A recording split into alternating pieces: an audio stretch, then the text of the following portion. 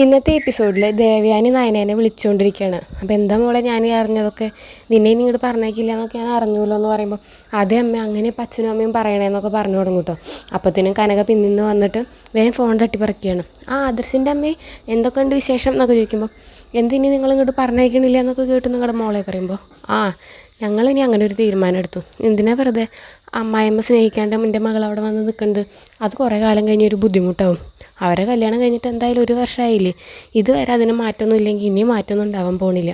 അതുകൊണ്ട് ഞങ്ങൾ അങ്ങനെ ഒരു തീരുമാനം എടുത്തു എന്നൊക്കെ പറയട്ടോ.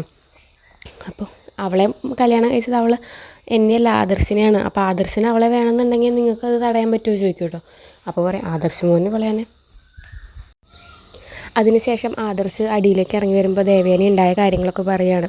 നീ വേണമെങ്കിൽ നിൻ്റെ ഭാര്യേനെ പോയി വിളിച്ചുകൊണ്ടെന്നോ, അല്ലെങ്കിൽ അവൾ വലിയ പോസ് കാണിക്കുകയാണെങ്കിൽ നീ അവളുടെ കാല് പിടിക്കാനൊന്നും നിൽക്കണ്ട, അവളെ അവിടെ നിർത്തിയിട്ട് പോകുന്നോ എന്നൊക്കെ പറയുമ്പോൾ, ഇല്ല ഞാൻ വിളിച്ച അവൾ എന്തായാലും വരും എന്ന് പറഞ്ഞിട്ട് ആദർശ് നേരെ പോവുകയാണ് കേട്ടോ. ഈ സമയത്താണെങ്കിൽ ഗോവിന്ദനും കനകയും കൂടിയിട്ട് ഈ കാര്യങ്ങളൊക്കെ പറഞ്ഞിരിക്കുമ്പോൾ അബി കാറുമായിട്ട് വരുന്നു. അപ്പോൾ കനക പറയും ചിലപ്പോൾ അമ്മ പറഞ്ഞയച്ചതാവും ഇവിടെ നടക്കുന്ന കാര്യങ്ങൾ അറിയാൻ വേണ്ടിയിട്ട് നയന മോളിലെന്ന് പറയും കേട്ടോ. അങ്ങനെ അബി വന്നിട്ട് ഈ നയനയുടെ കാര്യങ്ങളൊക്കെ ചോദിക്കുമ്പോൾ എന്നിട്ട് അബി പറയും അവിടെ നയനയിടത്തില്ലാത്ത കാരണം ഒന്നും നടക്കണില്ല എന്ന് എല്ലാവരും പറയണേ, അതുകൊണ്ട് ഇങ്ങനെ ചെയ്യരുത് എന്നൊക്കെ പറയുമ്പോൾ ഇവർ അല്ല പറ്റില്ല എന്നൊക്കെ പറയും കേട്ടോ. അങ്ങനെ അദർശ് അബി വേഗം തന്നെ നവ്യനെയൊക്കെ കാണാൻ പോകുന്നുണ്ട്. അതൊക്കെയാണ് ഇന്നത്തെ ഒരു എപ്പിസോഡ്.